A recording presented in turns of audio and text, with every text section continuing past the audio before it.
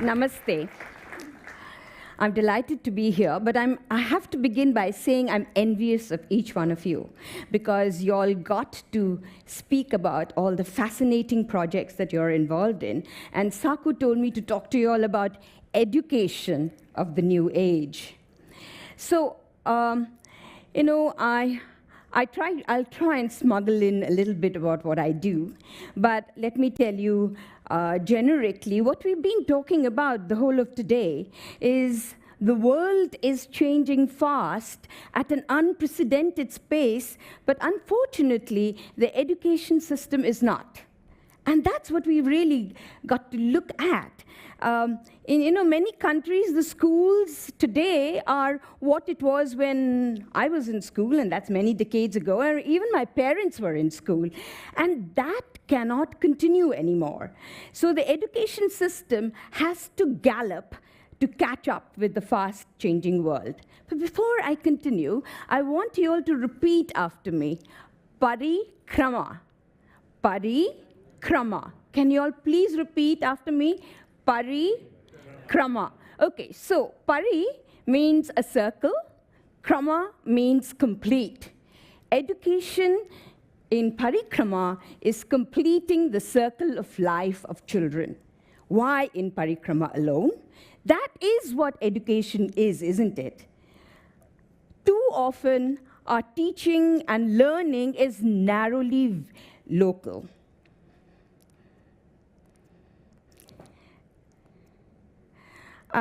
We fail to teach adequately for a world of new global connectedness.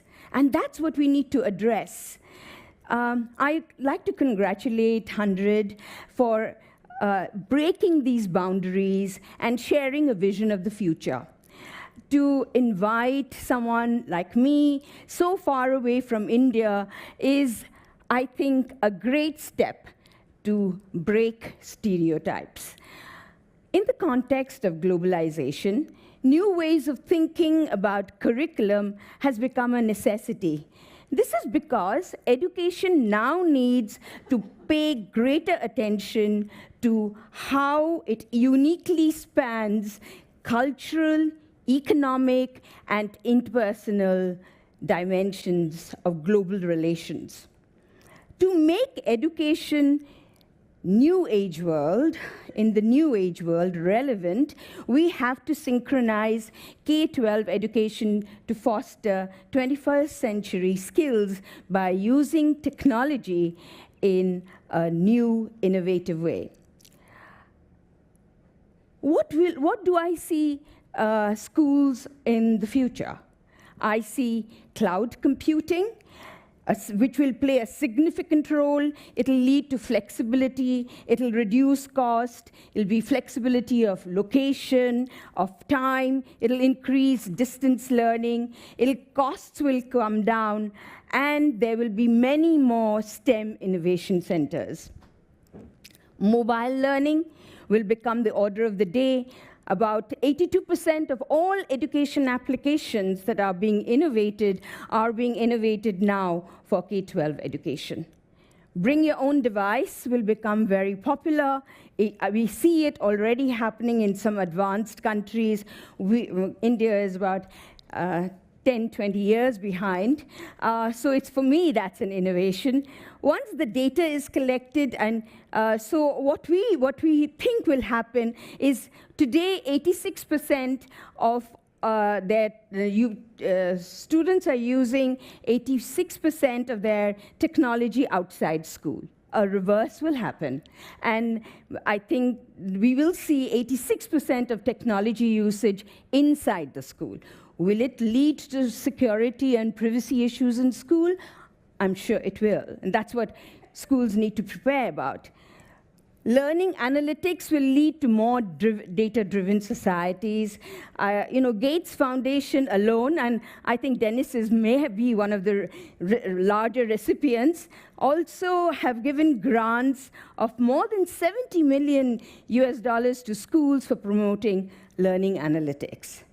There'll be a lot of open content. The focus will shift from expensive proprietary, published information to free, accessible information online. 3D printing will become order of the day. Virtual science labs. Virtual science labs will increase the number of experiments that children will do in schools and at a very low cost. Personalized learning environment, we've been hearing that already. It's happening already, but we'll see more of it. Digital textbooks, flipped classroom, content gamification will also be some of the new innovations. Now, what I mean by this is, I'm sure some of you have been listening with fascination from yesterday, that all of you are doing some elements of it already. But what New Age schools will demand will be, the demand for New Age schools will be to have all of them, not an innovation, but a norm. That's what we're talking about. It'll be absolutely necessary for schools to survive, to actually imbibe all this. Now, can you imagine if the schools normally all across the world, and not just only developed countries, imbibed even just 2 to 5% of the innovations that we've seen here today? It will create transformation in schools. And that is the kind of transformation today's education needs. Now, with this heightened use of technology, where do the teachers stand? The role of the teacher will change dramatically. They will not be required to be holders and distributors of knowledge, but instructional facilitators. They have to encourage independent learning. That is not, it doesn't peg down the role of the teacher at all. Actually, it makes it a lot more exciting. They will need to use not the traditional, but the social learning tools to upgrade their skills and ideas. They will have to create their e-portfolio and continuously share best practices. In some countries, that's a huge challenge to get the teachers to use technology. When I started Parikrama, it was so difficult to get teachers to even start using emails. So you can imagine how far and how fast they have to progress and accelerate their comfort with technology to become a part of a New Age school. The teachers will have to become students again and teach their students how to learn. They have to teach collaboration as a value and skill set. Students of today need new skills for the coming century that will make them collaborate with others on a global level. Teachers have to teach their students how to evaluate information. It is all of us know that the kind of information that the students have access to, 50% of it will be redundant in their new future. So students need to know accurate information, how to use critical analysis, assessing the veracity of new information. These are skills that they need to develop and practice in school today, because without them, students will be unprepared to analyze, find, and use information of tomorrow. Teachers have to teach love and tolerance. I mean, we've been hearing a lot about empathy. And I'm so glad we're talking about empathy in education forums today, because that was something that we didn't talk about when I was in school. But that's the shift, and that shift has come out of necessity. I know children can be taught to love. It might sound ridiculous, but you can actually put systems in place to teach children how to love. In Parikrama, I have 5 schools, 2,000 children that come from absolute desperate poverty. 70 euros is the total monthly income for a family of 5 per month. So even in India, it's desperate poverty, but we teach our children how to love. So I have a project called the Dog Project, where the children go out and pick up stray dogs and puppies that have had accidents, bring them into school, and take care of them. They become our school children. But there's more to it. It's also a part of our Shakespeare project. I asked my children to study plays in Shakespeare and find names for the dogs. So I have Shylock, Iago, Portia, Romeo and Juliet. I have Tithonus, Titania, Isabella, and each of my children who never speak English at home, totally first-generation learners, can tell you the plays and why they have chosen the names from Shakespeare for these dogs. That is the beginning of sharing of love, but also combining it with learning. Teachers must help students learn through their strengths. We've been talking about assessments, and we know that the current testing system and the curriculum leave behind majority of students who might not be doing the best in the linear, sequential instruction required for this kind of testing. Teachers need to look ahead and, actually do a curriculum map and promote each student's interests topic beforehand. That will get to ignite curiosity of the children, and that will excite them. Teachers have to use learning beyond the classroom. Students need to use what they learn repeatedly and in different, personally meaningful ways for short-term memory to become permanent knowledge. Teachers have to teach students how to use their own brain.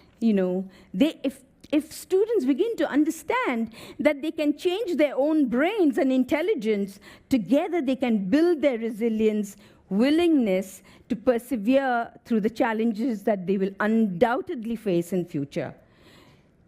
Teachers need to teach their students grit and multidisciplinary learning.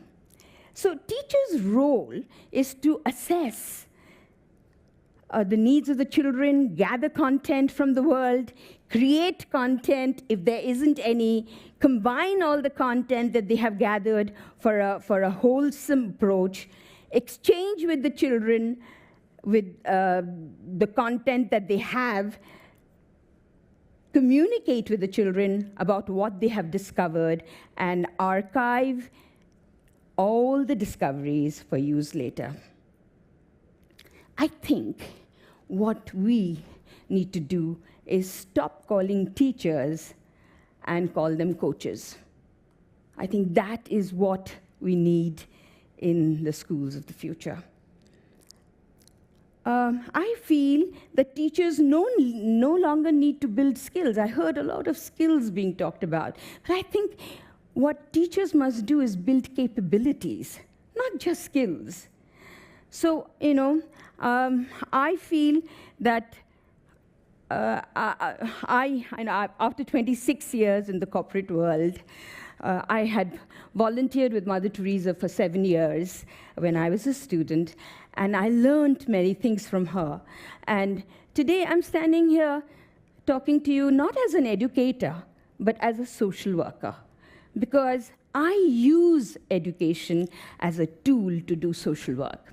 Because basically, I want children to integrate with mainstream and compete on equal terms, irrespective of where they come from. So I started Parikrama 15 years ago from my kitchen table with all my life savings. I didn't want to go to anyone to ask for money, and Gates Foundation didn't come to India to give money. So with my own money, because I wanted to prove that it is possible to do well if you take all the personal risks. And that's how Parikrama got started. They are first-generation learners. 98% of my fathers are alcoholics. 92% of my children have someone in their family in jail. I have kids coming from orphanages that are run by prisons because their parents are life-term prisoners. And we are showing change.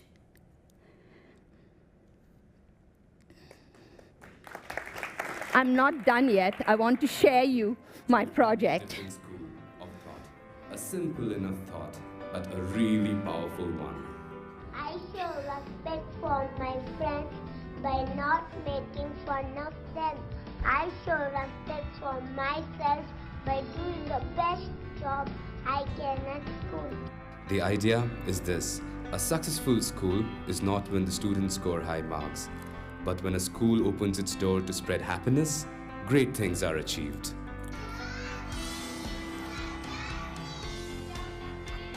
Happiness so strong, it fills the kids with love, inspires them to hope, and sparks in them a lifelong love of learning.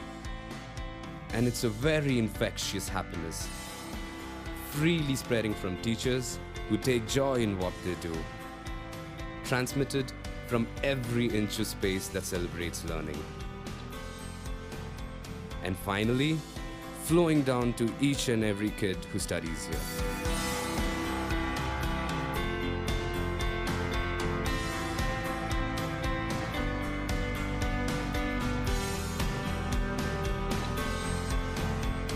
Happiness that influences even the parents.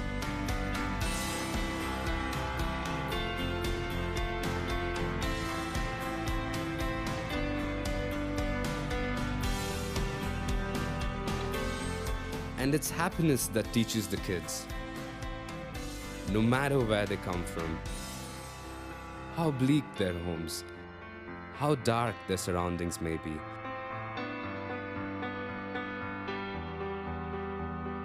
The future is theirs, full of light and hope. Happiness is achieved when the children are taken care of 360 degrees. All 3 meals, healthcare and family care.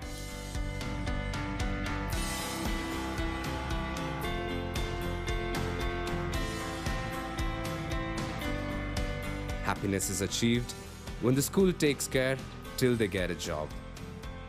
When children are provided with happiness, they don't leave school.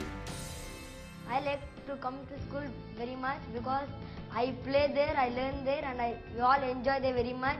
While going back home, we'll feel why we are going home. If we stay in the school, and it will be very nice. Instead, they're inspired to study well and leave their pasts far behind. Coming to school, I learn many things. I learn how to communicate with people. Happiness is the creative force that encourages children to think creatively and critically. My interest was commerce business administration, so I chose entrepreneurial leadership. We did a summary of what an MBA student does. We made a great business plan, and our business plan was selected as the best business plan there. And I really loved to go to Duke University to study again. Happiness inspires them to change, to go to good colleges, secure great jobs, and emerge as good role models and change agents. About 2,000 children from 100 slums and orphanages of Bangalore come to Parikrama schools to be safe, to eat 3 meals, to stay healthy, to enjoy learning and learn to enjoy.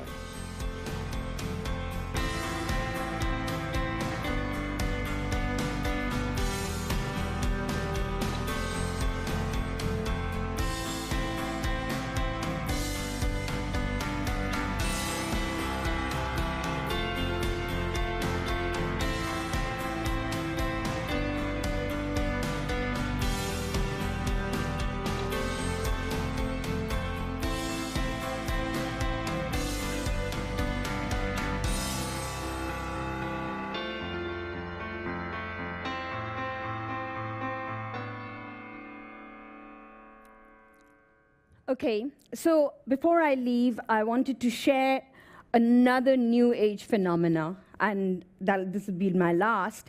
So I think what we in the audience must take cognizance about is what is happening in South Asia. It has the highest number of children in primary schools worldwide, accounting to 28% of global primary school enrollment.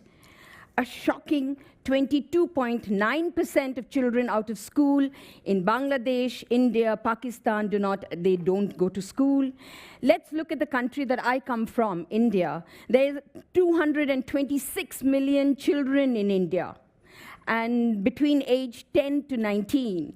65% of Indians is under the age 35. By 2020, 94 million children will need jobs in China, and 160 million children will need jobs in India. But then, because of the quality of education they have access to, 84% will be unemployable. 39%, this is what a school in India looks like. 69% of children will drop out by grade 8, and 39% will drop out by grade 10. If students in India left schools with basic reading skills, an estimated 171 million people could be lifted out of poverty, which would be equivalent to 12% reduction of global poverty. But even more important than social and economic data is the question of global security. The more unemployed youth we have in poorer countries across the world, there'll be more rise to social unrest and terrorism.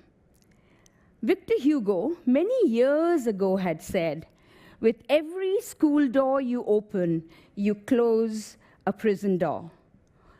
Initiatives like mine is trying to do that, is to trying to make the world more secure, the world more happy, because otherwise life will going to be difficult for every one of us. So what do we do? So Parikrama started this initiative. I shared this with you, and I believe that there's a lot more that we can do by learning from each other from summits like this. Thank you.